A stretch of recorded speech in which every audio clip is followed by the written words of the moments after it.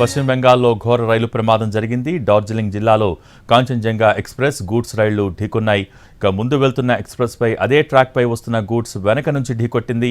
ఈ ప్రమాద తీవ్రతకు ఎక్స్ప్రెస్ బోగి ఒకటి గాల్లోకి పైకి లేచి మరో బోగిపై పడింది. పలు బోగీలు నుజ్జునుజ్జయ్యాయి. ఈ ప్రమాదానికి సంబంధించి మోర్ డీటెయిల్స్ మా ప్రతినిధి రాజు లైవ్ ద్వారా అందించేందుకు సిద్ధంగా ఉన్నారు. రాజు, ఈ ప్రమాదానికి ముఖ్యంగా మానవ తప్పిదమే కారణం అనుకోవచ్చా? ఏమని చెప్తూ ఉన్నారు అధికారులు?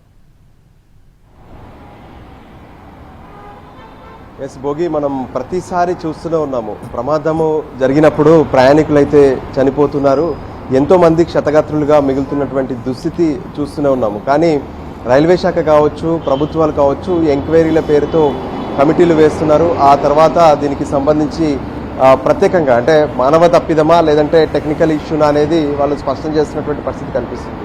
వాస్తవానికి ఇప్పుడు ఉన్నటువంటి టెక్నాలజీలో సిగ్నలింగ్ వ్యవస్థను అనేది ఎంతో మెరుగుపరిచాము.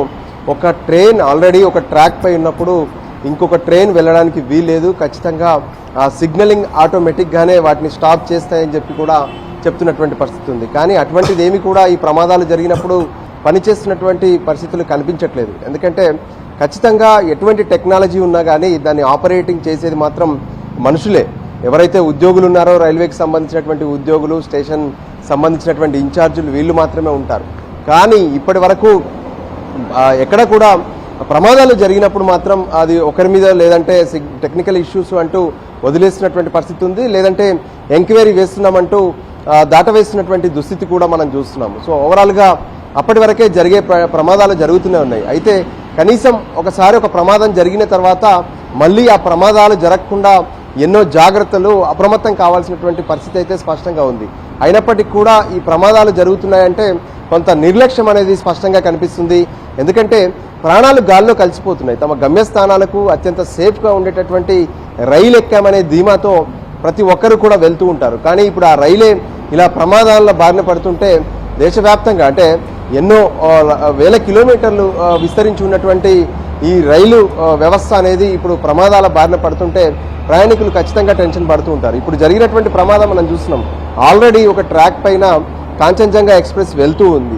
అక్కడ వెళ్తున్నటువంటి ఆ ట్రాక్ పైకి మళ్ళీ అదే స్పీడ్, అంతకంటే ఎక్కువ స్పీడ్లో ఒక బోగి అంటే ఏదైతే గూడ్స్ రైలు ఎలా వస్తుంది, సో ఖచ్చితంగా ఒకే దానిలోకి వెళ్లేందుకు సిగ్నలింగ్ అనేది ఉంటుంది. అంతేకాదు ట్రాక్ చేంజింగ్ వద్ద కూడా సిగ్నల్ ఆపరేట్ అవుతూనే ట్రాక్ చేంజ్ అనేది జరుగుతూ ఉంటుంది.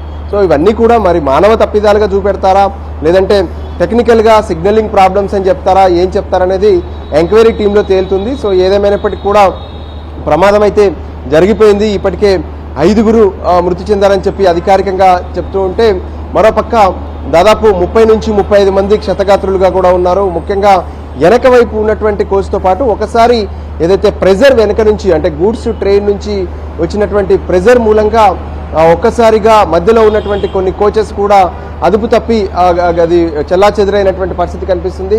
దానికి అనుగుణంగానే అన్ని బోగిల్లో కూడా క్షతగాత్రులను పరిశీలిస్తున్నారు. ఎవరికి ఎటువంటి ఇబ్బంది లేకుండా ఆసుపత్రులకు తరలిస్తూనే ఉన్నారు. మరోపక్క ఏదైతే అక్కడ ఉన్నటువంటి మార్గాన్ని మొత్తం కూడా ఇప్పుడు బ్లాక్ చేశారు. ఇతర రైళ్లకు కానీ రాకపోకలన్నింటినీ కూడా నిలిపివేశారు. రెస్క్యూ ఆపరేషన్స్ పూర్తయిన తర్వాతనే రాకపోకలు కంటిన్యూ చేసే అవకాశం ఉంది. మృతులను ఒకవైపు ఎవరు అనేది వాళ్ళను గుర్తించడంతో పాటు క్షతగాత్రులకు మెరుగైనటువంటి వైద్యం అందించే దాని మీద ప్రస్తుతం అటు రాష్ట్ర ప్రభుత్వం ఇటు కేంద్ర ప్రభుత్వం కూడా ఫోకస్ పెట్టినటువంటి పరిస్థితి కనిపిస్తుంది. భోగి అయితే రాజు, ప్రస్తుతం మనం చూసుకుంటే కనుక భారతీయ రైల్వే వ్యవస్థను అభివృద్ధి చేయడం చాలా వేగంగా జరుగుతుంది. దీనిలో భాగంగా సిగ్నలింగ్ వ్యవస్థని చాలా అధునాతన టెక్నాలజీతో అప్గ్రేడ్ చేస్తామని చెప్తూ ఉన్నారు.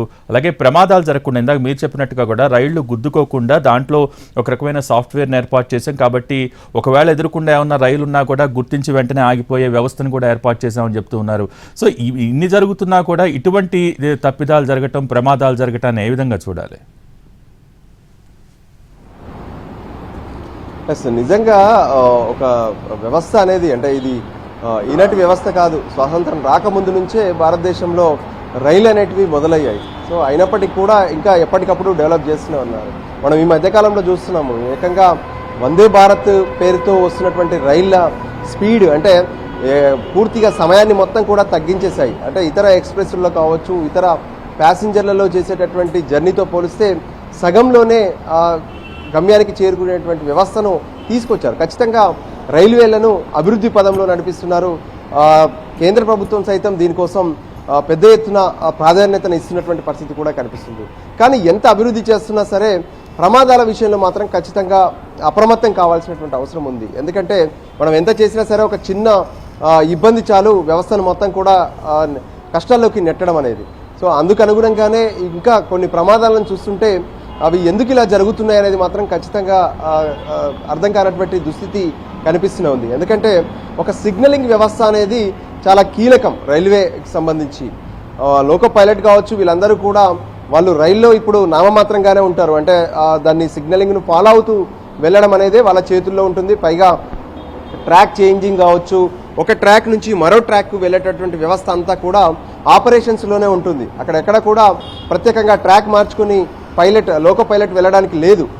సో ఈ పరిస్థితుల్లో టెక్నికల్గా దీనికి సంబంధించినటువంటి వ్యవస్థను మరింత బలోపేతం చేయాల్సినటువంటి అవసరం ఉందని చెప్పి గతంలోనే దీనికి సంబంధించి రైల్వేకి సంబంధించినటువంటి నిపుణులు కావచ్చు, గతంలో రైల్వే శాఖలో పనిచేసినటువంటి ఎక్స్పర్ట్స్ కావచ్చు, వీళ్ళందరూ చెప్పుకుంటూ వస్తూనే ఉన్నారు. సో దానికి అనుగుణంగా కొంత బెటర్గానే కనిపిస్తున్నప్పటికీ కూడా ఎప్పుడైతే ప్రమాదాలు జరిగినప్పుడు మాత్రం దేశాన్ని మొత్తం కూడా ఉలికి పడేలా చేస్తుంది. ఎందుకంటే ప్రతి ఒక్కరూ ఏదో ఒక సమయంలో రైల్వేలో ప్రయాణిస్తూనే ఉంటారు, రైల్వే జర్నీ చేస్తూనే ఉంటారు. ఏదైతే కన్యాకుమారి నుంచి కాశీ వరకు కూడా రైళ్లలో ప్రయాణించేటటువంటి వాళ్ళ సంఖ్యనే దేశంలో ఎక్కువగా ఉంది. సో ఇటువంటి పరిస్థితుల్లో ఇటువంటి ప్రమాదాలు జరిగినప్పుడు మాత్రం ఖచ్చితంగా ప్రతి ఒక్కరూ రైలు ఎక్కాలంటే టెన్షన్ పడేటువంటి దుస్థితి కనిపిస్తుంది. దానికి అనుగుణంగానే ఇప్పుడు ఉన్నటువంటి పరిస్థితుల్లో ఖచ్చితంగా దీనికి సంబంధించి అంటే ఎందుకు జరుగుతున్నాయి ఏంటి అనేది మనం చూసాం. ఒడిశాలో ఎప్పుడైతే బాలసూరిలో జరిగినటువంటి ప్రమాదమే ఒక పెద్ద ప్రమాదంగా కనిపించింది, వందల మంది చనిపోయినటువంటి దుస్థితిని చూసాము.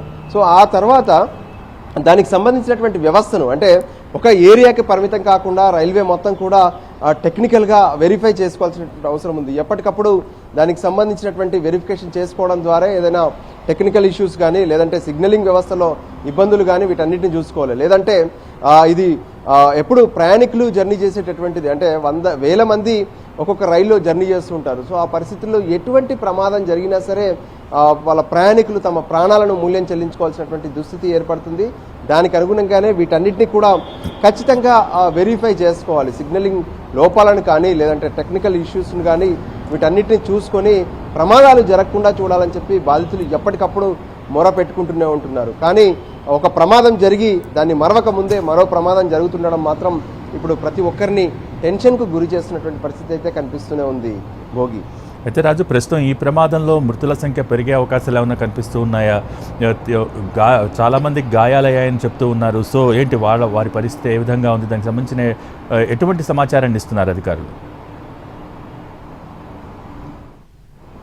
ఎస్, ఇప్పటికే ఏదైతే 5గురు స్పాట్లో మృతి చెందారు, మిగతా ఎవరైతే 30 నుంచి 35 మంది తీవ్రంగా గాయపడ్డటువంటి వాళ్ళు కూడా ఉన్నారు. అందులో కొంతమంది వాళ్ళనైతే రెస్క్యూ చేసి ముందుగా అంబులెన్స్ల ద్వారా ఆసుపత్రులకు తరలించారు. ఆసుపత్రిలో వాళ్ళకు వైద్యం అందిస్తున్నారు. మరి ఆ వైద్యం అందుతున్నటువంటి పరిస్థితులు కావచ్చు, అవన్నీ కూడా బాగానే మెరుగైన వైద్యం అందించే ప్రయత్నం చేస్తున్నప్పటికీ కూడా ఎవరికైతే తీవ్ర గాయాలయ్యాయో వాళ్ళ పరిస్థితి కొంత విషమంగా కూడా ఉన్నట్టుగా తెలుస్తుంది. సో విషమంగా ఉన్నటువంటి వాళ్ళను అవసరమైతే మరో ఆసుపత్రికి తరలించాలని చెప్పి ఇప్పటికే రాష్ట్ర కేంద్ర ప్రభుత్వాలు ఆదేశాలు జారీ చేశాయి. దానికి అనుగుణంగా మృతుల సంఖ్య పెరగకూడదనే ప్రతి ఒక్కరూ భావిస్తున్నప్పటికీ కూడా కొంతమంది పరిస్థితి మాత్రం విషమంగా ఉన్నట్లుగా తెలుస్తుంది. Bhogi, thank you Raju.